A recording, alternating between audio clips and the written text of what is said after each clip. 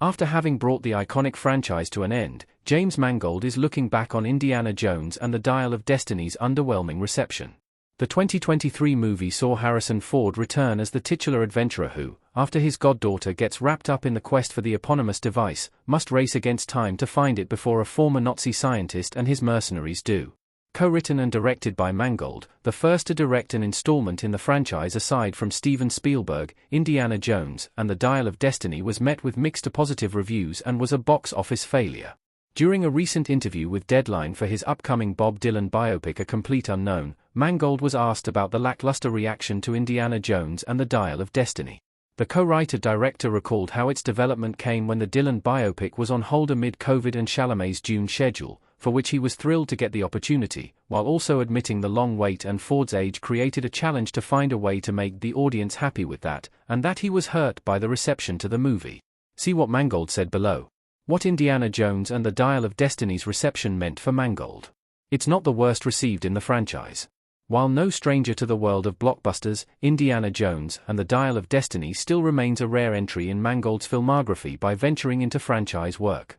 Prior to the 2023 movie, Mangold showcased his talents directing both the Wolverine and Logan in Fox's X-Men universe, the latter of which even netted him an Oscar nomination for Best Adapted Screenplay, the first live-action superhero movie to do so.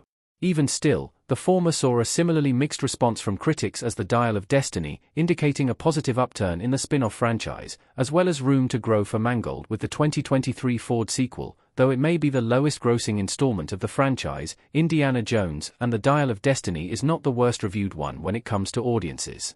As far as critics go, it does hold the lowest Rotten Tomatoes score of 70%, but with audiences, Kingdom of the Crystal Skull has that unfortunate record, being the only one to have a rotten score of 53%. Check out how the Dial of Destiny compares to the other Indiana Jones movies on Rotten Tomatoes and at the box office in the chart below. When it comes to Mangold's future, it doesn't seem like Indiana Jones and the Dial of Destiny's lackluster reception has entirely deterred him from franchise filmmaking going forward.